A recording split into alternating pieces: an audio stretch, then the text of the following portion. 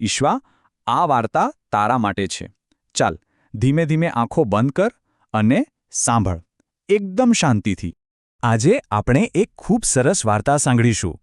આ વાર્તા ઈશ્વાની છે અને એક સુગંધવાળા ફૂલની છે. આ વાર્તામાં એક નાનો જાદુ પણ છે. ચાલ આપણે જોઈએ. એક દિવસ હતો, બપોરનો સમય હતો. ઈશ્વા અને એની નાની બહેન તત્સ્વી મમ્મી સાથે ઘરમાં હતા. બધા સાથે મળીને રમી રહ્યા હતા. રમતા રમતા ઈશ્વા અચાનક અટકી ગઈ અને એણે મમ્મીને પૂછ્યું, મમ્મી, આ સમય શું હોય? મમ્મી ધીમેથી હસ્યા. મમ્મીએ કહ્યું, બેટા, સમય એ છે જે એકવાર જાય પછી પાછો ક્યારે ના આવે. તત્સ્વીએ પૂછ્યું, એટલે શું? એટલામાં ત્યાં રાજેશ કાકા આવ્યા, એકદમ ધીમે ધીમે ચાલતા. અને કાકાએ કહ્યું, જુઓ, અત્યારે રમવાનો સમય છે, તમે રમી લો, પછી આ રમવાનો સમય પાછો નહીં આવે. ઈશ્વાએ એક ક્ષણ માટે વિચાર્યું, પછી એનો ચહેરો ખુશ થઈ ગયો. એ બોલી, તો ચાલો આપણે બધા રમીએ. અને બધા સાથે મળીને હસવા લાગ્યા. હવે સાંજ પડી. ઈશ્વા બગીચામાં ફરવા ગઈ. એની સાથે કીર્તિબા હતા અને ઉપેન્દ્ર દાદા પણ હતા. બગીચો કેટલો સુંદર હતો. ત્યાં એક સુંદર ફૂલ ખીલ્યું હતું. કેટલું સુંદર લાગતું હતું એ ફૂલ. એમાંથી ખૂબ મીઠી સુગંધ આવતી હતી. અને એ ફૂલની બરાબર બાજુમાં એક સૂકું ઝાડ ઊભું હતું. ઈશ્વાએ દાદાને પૂછ્યું, દાદા, આ ફૂલ કેટલું મસ્ત છે ને? એ કેમ આટલું બધું સારું લાગે છે? દાદાએ કહ્યું, કારણ કે એની અંદર સુગંધ છે. પછી તત્સ્વીએ પૂછ્યું, અને દાદા, આ સૂકું ઝાડ? દાદાએ ધીમેથી સમજાવ્યું, જો આ સૂકા ઝાડમાં આગ લાગે ને, અરે, તો આ આખો બગીચો બળી જાય. બધું જ બળી શકે છે. બંને બાળકો એકદમ શાંતિથી દાદાની વાત સાંભળી રહ્યા હતા. દાદાએ બંનેને પોતાની પાસે બેસાડ્યા અને કહ્યું, બેટા, માણસો પણ આવા બે પ્રકારના હોય છે. એક હોય ફૂલ જેવા, જે એકદમ સારા અને મીઠા હોય અને બધાને ખુશી આપે. અને બીજા હોય આ સૂકા ઝાડ જેવા, જેનામાં ગુસ્સો ભરેલો હોય, જે ખરાબ હોય અને બીજાને દુઃખ પહોંચાડે. દાદાએ પૂછ્યું, તો તમારે શું બનવું છે? ઈશ્વા તરત જ બોલી, હું તો ફૂલ બનીશ. તત્સ્વી પણ બોલી, હું પણ ફૂલ બનીશ. આ સાંભળીને દાદાના ચહેરા પર સૌમ્ય સ્મિત આવ્યું અને તેમણે બંનેના માથા પર હાથ ફેરવ્યો. બીજો દિવસ થયો. ઈશ્વા ઘરે રમી રહી હતી. એના મિત્રો પણ રમવા માટે આવ્યા હતા. ઘણા બધા મિત્રો હતા. એ મિત્રોમાં 3 જણા હતા. એક હતો મિહિર. મિહિર કહે, આ બધા રમકડા મારા છે, મને જ જોઈએ. બીજો હતો આરવ. આરવ કહે, હું જ બોસ છું, હું કહું એમ જ કરવાનું. અને ત્રીજો હતો રાજુ.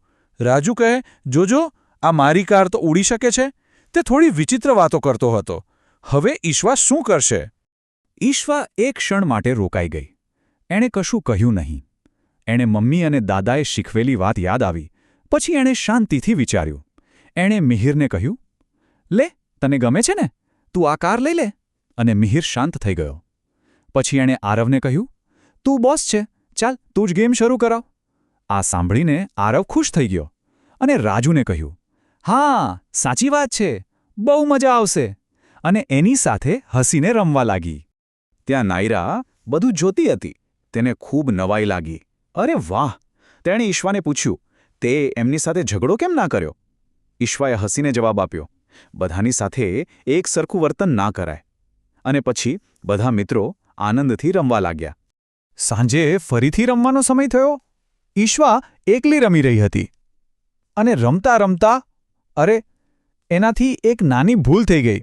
ઈશ્વાના હાથમાંથી એક રમકડું નીચે પડીને તૂટી ગયું. અરે! ઈશ્વા થોડી ડરી ગઈ. એને મનમાં થયું, હવે મમ્મી મને ખીજાશે. ઈશ્વાએ વિચાર્યું, હવે હું શું કરું? હું ખોટું બોલી દઉં કે પછી સાચું કહી દઉં? પછી એને દાદાની એક વાત યાદ આવી. સમજદાર અને સારા લોકોની સામે હંમેશા સાચું જ બોલવું. એટલામાં મમ્મી આવ્યા. મમ્મીએ પૂછ્યું, આ રમકડું કોણે તોડ્યું? ઈશ્વાએ ધીમા અવાજે કહ્યું, મમ્મી, એ મારાથી તૂટી ગયું.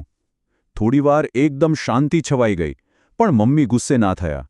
મમ્મીએ ઈશ્વાને પ્રેમથી ગળે લગાવી અને કહ્યું, મને તારા પર ખૂબ ગર્વ છે, કારણ કે તે સાચું કહ્યું. તસ્વીએ પૂછ્યું, પણ જો એ ખોટું બોલી હોત તો? મમ્મીએ સમજાવ્યું, તો એની નાની ભૂલ ઘણી મોટી બની જાત. ઈશ્વાએ હસીને મમ્મીને પ્રોમિસ આપ્યું, હવેથી હું હંમેશા સાચું જ બોલીશ. થોડીવાર પછી દાદા પાછા આવ્યા. દાદાએ બધાને ફરી પાસે બેસાડ્યા અને એક નવી સરસ વાત શીખવાડી, સારા મિત્રોની વાત. દાદાએ કહ્યું, તમે સારા લોકો સાથે રહેશો તો તમે પણ સારા બનશો, અને જો ખરાબ લોકો સાથે રહેશો તો મુશ્કેલી આવશે, બરાબર પેલા સૂકા ઝાડની જેમ, જે આખા બગીચાને બાળી શકે છે. ઈશ્વા અને તત્સવી હવે બધું બરાબર સમજી ગયા હતા. તેમણે મનમાં નક્કી કર્યું, સારા મિત્રો બનાવવાના અને ખોટા લોકોથી દૂર રહેવાનું. તો આ વાર્તામાંથી આપણે કઈ કઈ વાતો શીખ્યા? પહેલી વાત, સમય ક્યારેય પાછો નથી આવતો. બીજી વાત, આપણે સુગંધવાળા ફૂલ જેવા સારા બનવાનું છે. ત્રીજી વાત, આપણે હંમેશા સાચું બોલવાનું છે. ચોથી વાત, આપણે સારા મિત્રો બનાવવાના છે. અને પાંચમી વાત, સારા કામ કરવાની શરૂઆત આજે જ કરવાની છે. રાત પડી ગઈ, સૂવાનો સમય થઈ ગયો હતો. ઈશ્વાએ મમ્મીને કહ્યું, મમ્મી, હું રોજ સારા કામ કરીશ. કાલથી નહીં, પણ આજથી જ કરીશ. આ સાંભળીને મમ્મીને ખૂબ આનંદ થયો. અને પછી ઈશ્વા શાંતિથી સૂઈ ગઈ. મમ્મી પણ એની બાજુમાં સૂઈ ગયા. દાદા અને બા પણ સૂઈ ગયા. આખું ઘર એકદમ શાંત થઈ ગયું. બધાના ચહેરા પર એક સુંદર અને શાંત સ્મિત હતું. બધાના મનમાં શાંતિ હતી. અને આપણી વાર્તા અહીં પૂરી થઈ. શાંતિ